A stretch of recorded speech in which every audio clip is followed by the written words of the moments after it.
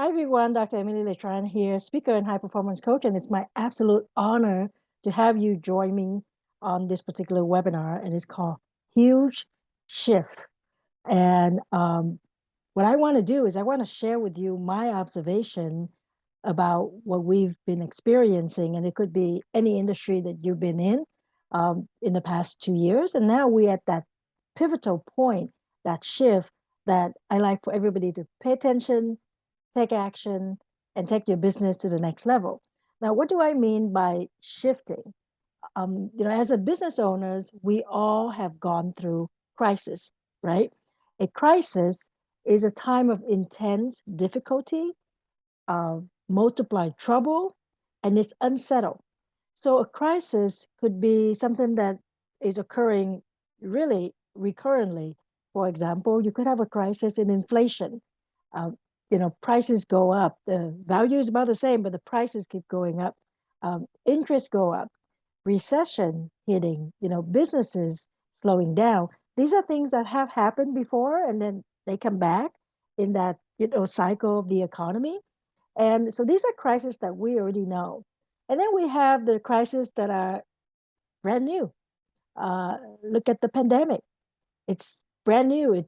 It happened. Nobody anticipated it, or well, most of us haven't anticipated it.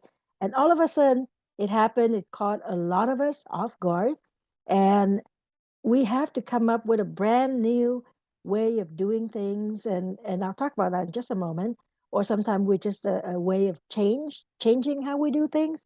But that particular crisis was something new. Now, would it come back again? um, as big as that, I don't know. But have we been in situation in history where we have to stop, look, change our action because something big was going on? Absolutely.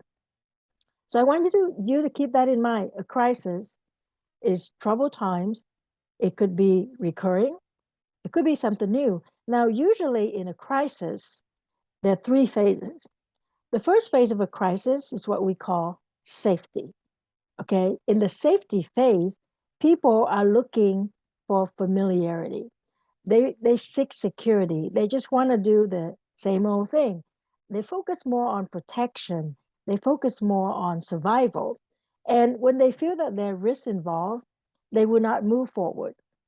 And so, for example, during the first phase of the pandemic, you know that we all kind of went back to, okay, we just want to stay home. We want to be safe. We don't want to go out. What this thing is new, and it kind of put a halt on our lives. And what are we going to do? But what we're doing is we were looking at in the past, right? What is the familiar thing?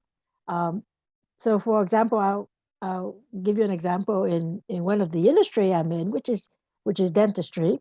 And when the crisis first hit, the very first thing that I did personally was, hey, I've been doing universal precaution every day on every patient. And yes, now we adding on some extra steps. So instead of just wearing a goggle, now I'm wearing a shield, right? Instead of just wearing my regular Y lab coat, now I'm wearing the disposable. And I know uh, in in some offices, people put on boots and people put on hair cover and everything like that. What we do is we went back to the basics as far as I'm concerned, which the basic was use universal precaution. Any of the patient who walk into our office could potentially have something. So we take universal precaution to protect the patient and to protect us. So essentially, I went back to the familiarity, right? The same thing. Personally, for me, I didn't go out and try to change a whole lot of things. It was a lot of observe. It was a lot of, okay, let's see how this week is. Right? And then let's see how next week is. But yes, playing it safe, right? Seeking safety. If you have a business, and I mean, obviously you have a business across industries during a phase of crisis, right? The first phase, what you want to do is you want to address that concern of safety, right? that concern of security. So you want to position yourself as a trusted expert, right? Why? Because people are seeking security. So they want somebody they trust. So this is the time that it was the time, because we're already past that phase. That was the time where you want to talk about how long you've been serving in the community. That was a time when you want to talk about your experience. That was a time when you want to talk about you're the leader. So, for example, I did a video, right, for my patients at that time, and I lay out this is what we do. This is our universal precaution. And now, in addition to that, we're doing XYZ. So again, giving them that feeling of safety if they had to come in. And I actually saw several patients during that time. It was usually for emergency basis. But if they had to come in, at least they know, oh, it's safe.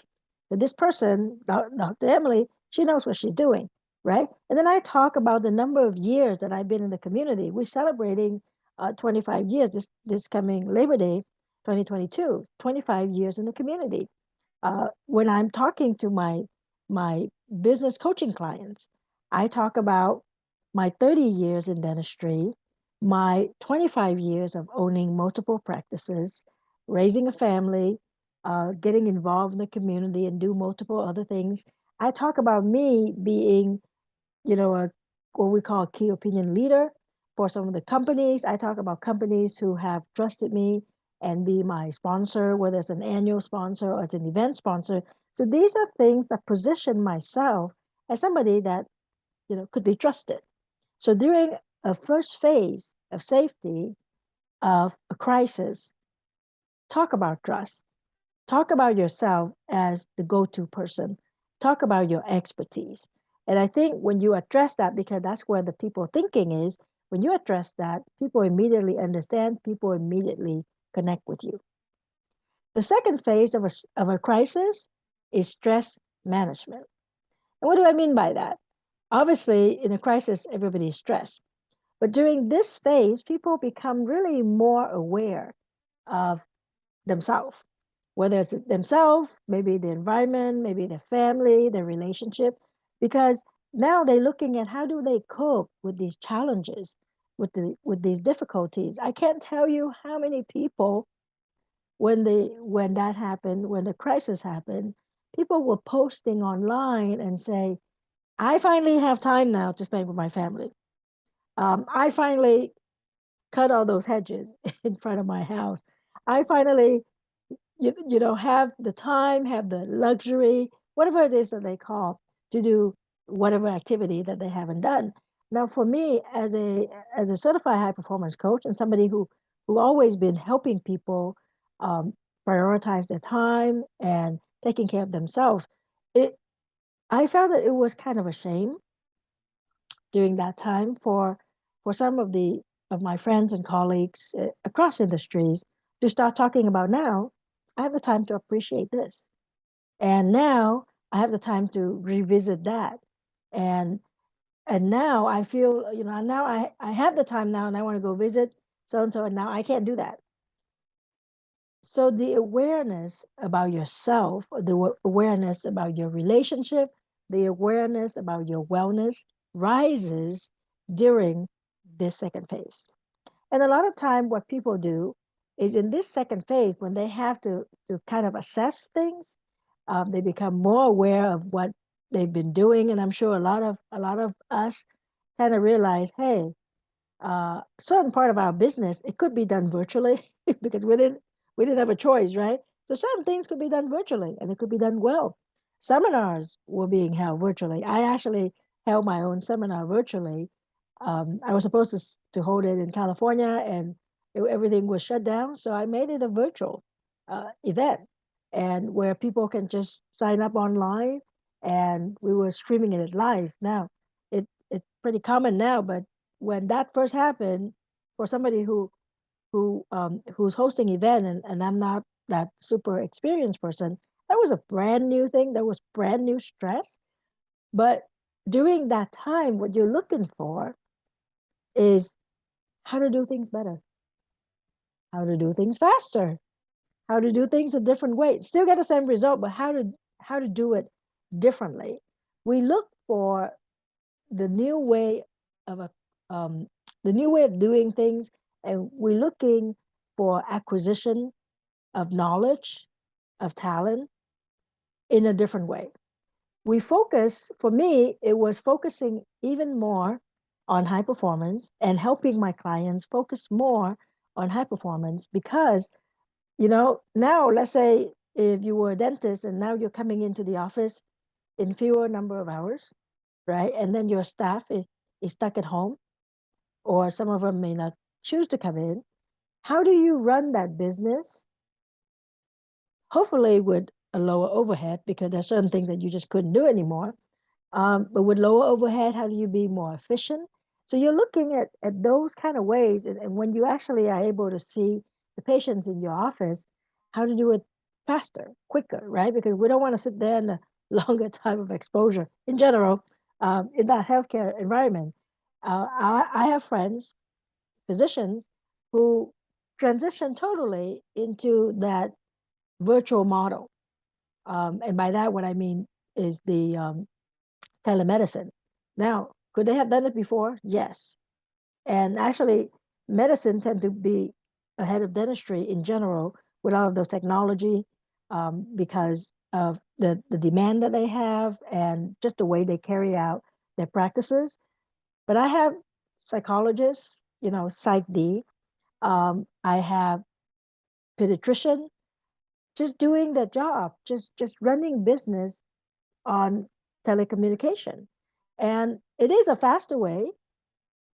It is a more efficient way if you can run it correctly. I'm not saying it's going to be replacing the personal one-on-one, but these are new things, new way of doing things, new way of looking at things, right? Do I actually need that patient in the room for 30 minutes in order for me to do the 5-minute exam, for example, right? Because a lot of the information intake, that could be done virtually.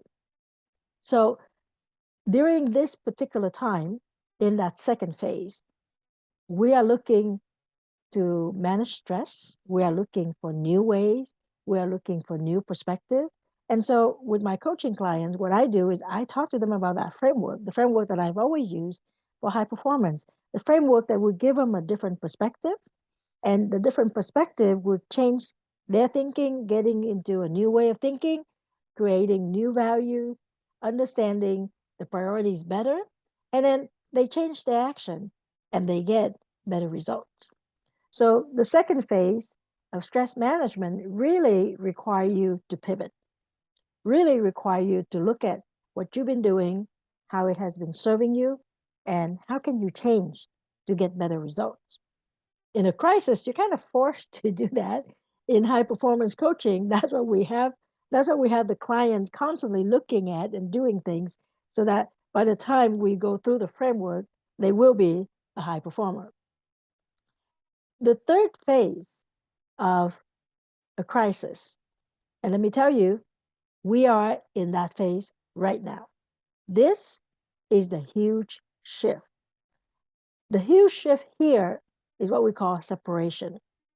And what that means is now is a time for you to distinguish yourself and position yourself and your business as an entity, a person, a company that have that performance edge in the economy. In this phase, we requires you to have that mindset of high productivity. And we call it really the habits of getting things done, getting stuff done, getting shit done, right? And this is a time where you remember in the first phase, it was about safety. It was about establishing trust, right? It was about doing things the same way and just kind of look at everything and take it easy and one step at a time. The second phase was the pivoting, the stress management phase, right?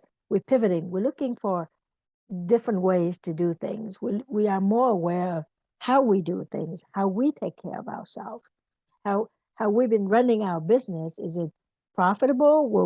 Did we actually need 10 people in the office, each person there for 40 hours at a time in order to produce, X result? In this phase, it's all about high performance. It's all about excellence.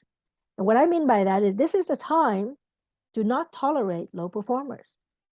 And what do I mean by low performers? Well, I'm sure you all, as business owners and entrepreneurs, you know who the low performers are.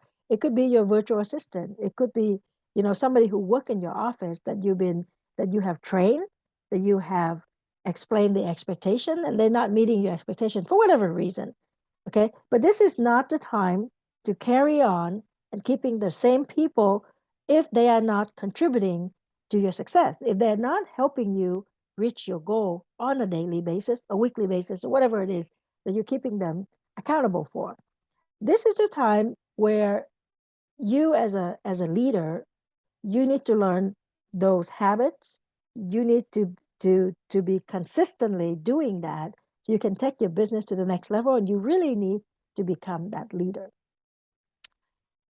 I know you've all heard the saying, you know, the the the the chain, right, is is only as strong as its weakest link. I need you to pause, and I need you to look at your business. And I need you to ask yourself, where's the weakest link, right? Because now is the time to go and head to the future. Everybody is making that change. People, when people are jumping job, right? We talk about the great resignation. The great resignation is not just, oh, I'm going to get out of this field because I don't want to do this anymore. That great resignation, the resignation itself has been happening, right? People don't like something in their job, they move to the next one. We all know the majority of the time when people change job, when they switch job, a lot of time it's not the money, it's not the benefits. A lot of time it's a lack of recognition, it's a lack of appreciation. It could, maybe they can't do the job well. Well, then we have to ask, did we actually give them all the training? But the resignation, when people go from one job to another, there's usually is a reason behind it. Besides the fact, they could be just moving. There's a reason behind it. And when there's this big, huge shift where a lot of people were leaving and they're giving the excuse that, oh, you know, I don't want to work there anymore because of whatever, the risk, or the boss say, my staff are leaving because they said that I cut their hours, etc. Right? I've gone through period before this pandemic where I had to cut people hours, but we have to go through certain challenges, and I was very forthcoming. I explained it to them. This is a transition period, whatever it was that we were going through. So we're gonna restructure and cut everybody hours, certain number of hours, and then when we're back to normal, we brought everybody back to normal. This was actually one of the time was during our construction of the office. So I had two offices that were close by. So when I had to basically kind of shut down this one during construction, we instead of having 9 rooms, we had 3 rooms. So I just could not have the same staff members there the whole time, right? So we did a little bit of that restructuring. Yes, it was for a few months, and then some of the staff I kind of try to move them to the other office to make up the hours. But in general, you just can't have the same number of people working and running 9 operatories versus the number of people working running 3 operatories because of a space issue. So I've gone through things like that, right? But I was intentional. But now, let's say if you go through the resignation, the great resignation, and your people are leaving, you have to ask yourself why are they leaving? Because sometimes the reason that they're leaving, they just give you an excuse, but it gives you that opportunity to ask yourself, am I running my business in the best way possible? Am I taking care of my team in the best way possible? Am I training my team to be most productive in the best way possible? Because if I've done all that, I don't care if people leave because maybe they're not a good fit for whatever I'm trying to do. Maybe I need the new people to come in, the new people who could maybe it's good for a change in the practice. Now I understand the culture, right? I understand all of that. What I'm saying here is if you hear the talk about the great resignation, You hear the talk that this economy is whatever it is, right? You hear the talk that we have all of these limitations. Those people who are carrying those kind of talks, they start in phase two and phase one. They're not your people. Your people are the one talking about growth. Your people are the one that focus on how can we really arm ourselves with better systems, better people, better structure. So the next time something hit again, and I talked about this at the beginning, sometimes it's a recurring crisis, right? The next time something hit again, we're going to be better prepared. Um, I love to say that we always prepare, but of course, we're not always prepared. So the way that you prepare is to really run your business at the most optimum level.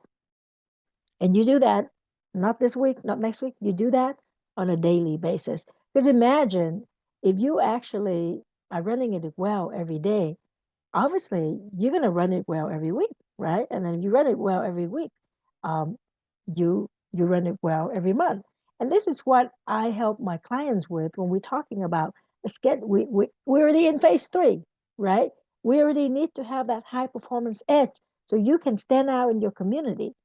Okay, we don't go back and talk about stuff that happened in phase two and three.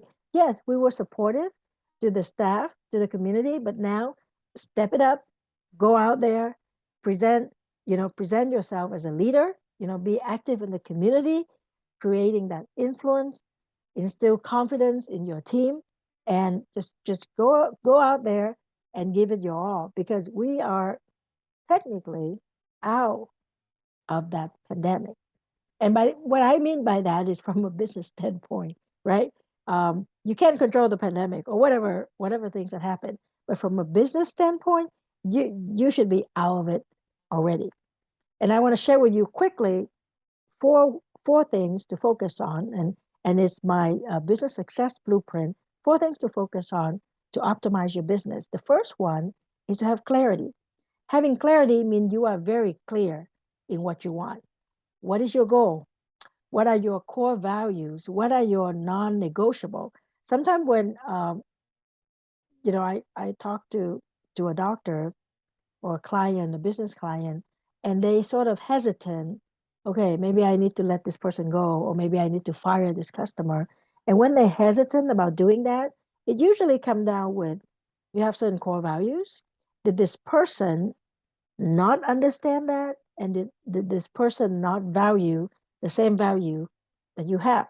So, for example, if it's a staff and they keep coming in late, just for example, that has to do, the core value there, as far as I'm concerned, is productivity.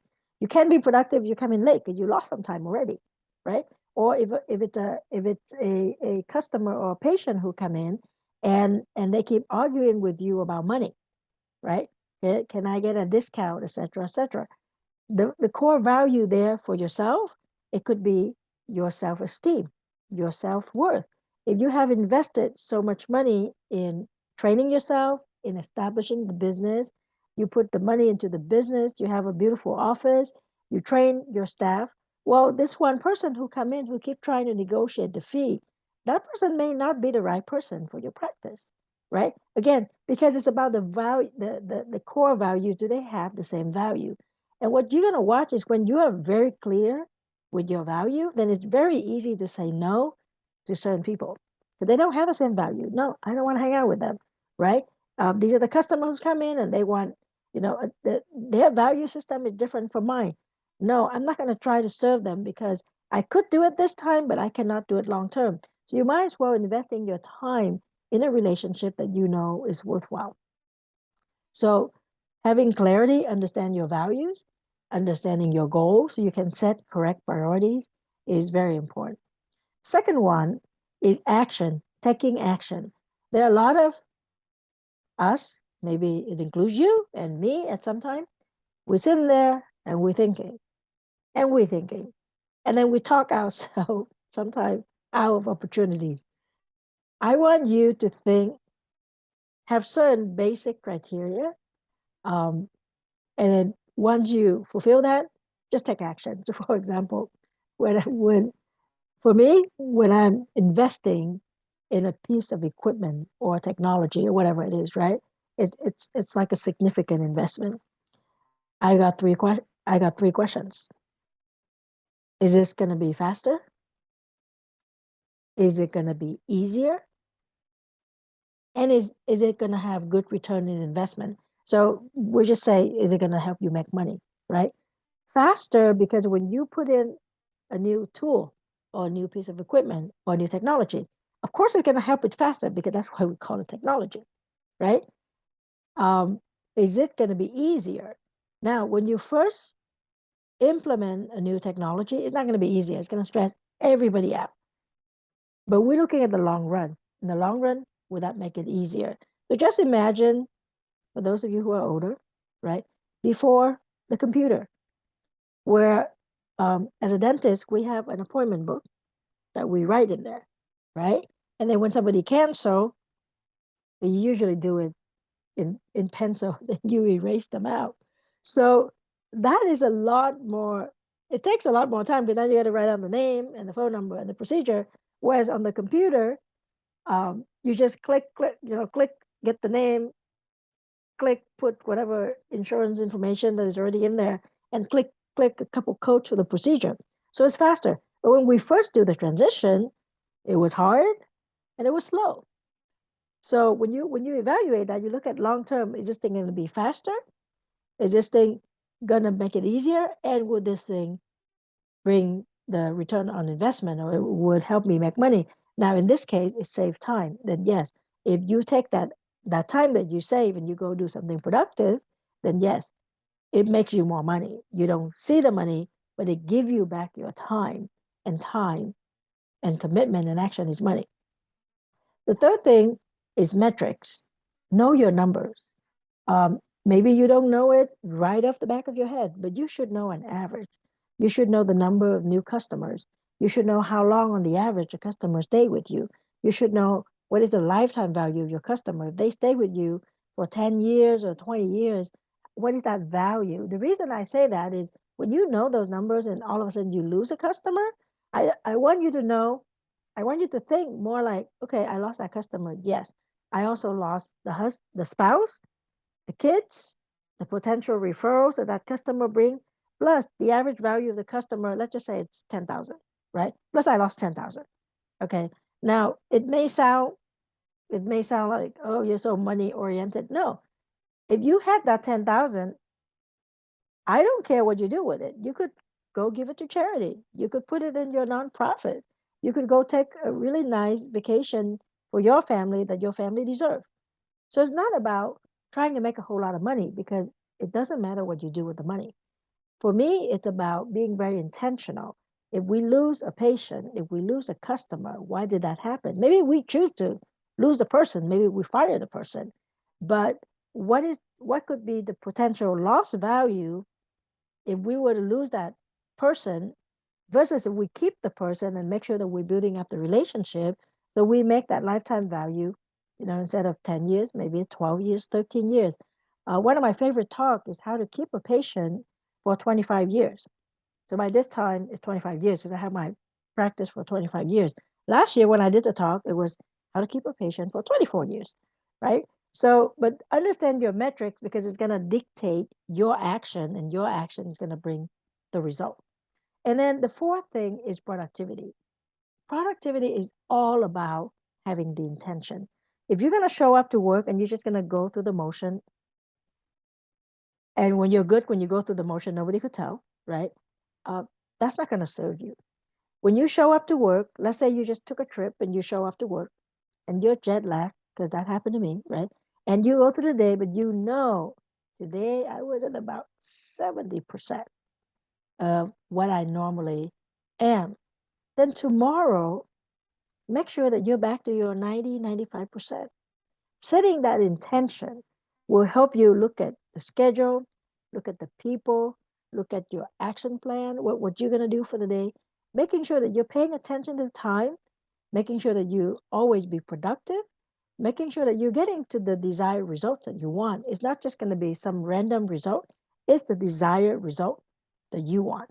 So your action should be results driven, and it cannot be if you're not being productive and you're not being intentional with your time, you're not being intentional with your relationship.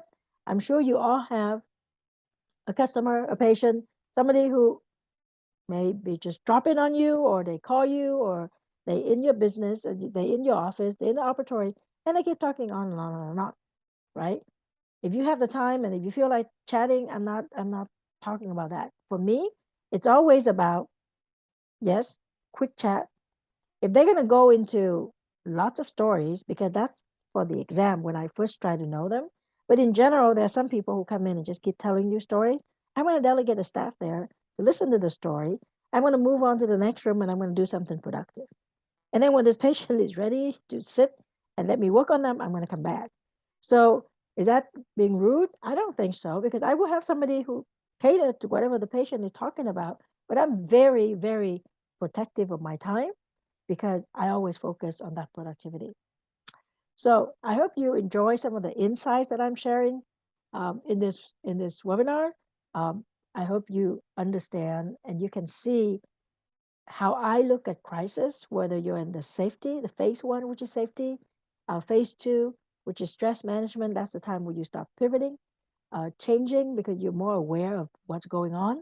Phase three, which is where it is what we call separation, where you need to really establish yourself as being different, as the go-to person, and establish yourself as that one person or business that will help make changes, that will help people live better life. You're the one that will bring that for people. But you need to make that decision and position yourself as such.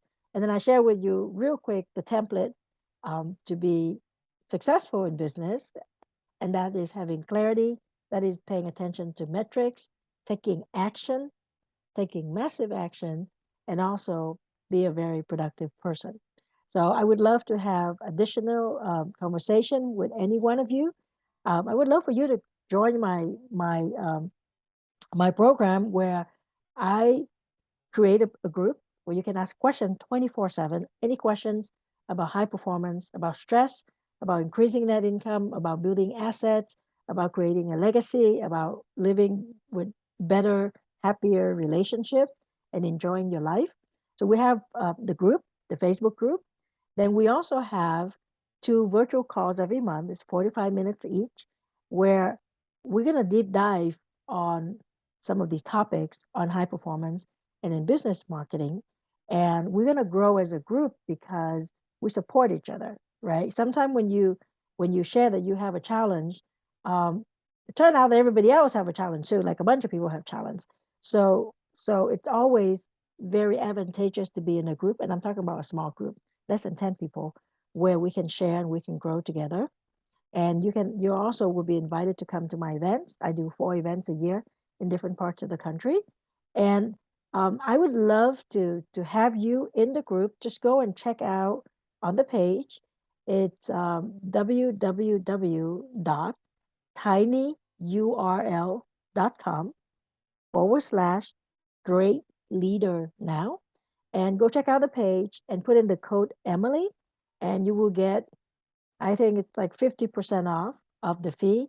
Now, remember, talking about trust, right? I want you to trust me.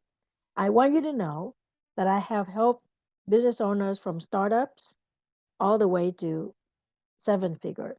I have helped people um, cross industry, like they're in one industry and they actually build a business and performance in another industry. So I want you to join, but I don't want you to worry, right? So I want you to join, and I want you to know that after the first 30 days, if you give it the full engagement, if you show up to the calls, if you actually do what we recommend, and you don't feel that it deliver the value, I will give you your money back. Why? Because I know that I will deliver value, and I have never given money back before. Just because people are happy with what they get, people are happy with the value, and they grow. The key here is to grow. So what you want is to grow.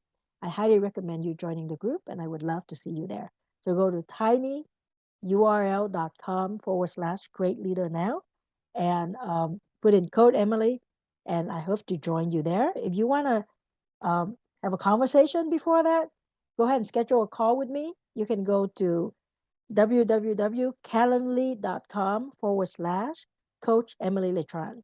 So Calendly is Calendly, and Coach Emily Letran, the word coach, and my name is EmilYletran. Well, hope you all enjoy the webinar. Hope to see you in the group. If you have questions, go ahead and schedule the call. I hope you enjoy this. Best of luck, and may the floss be with you.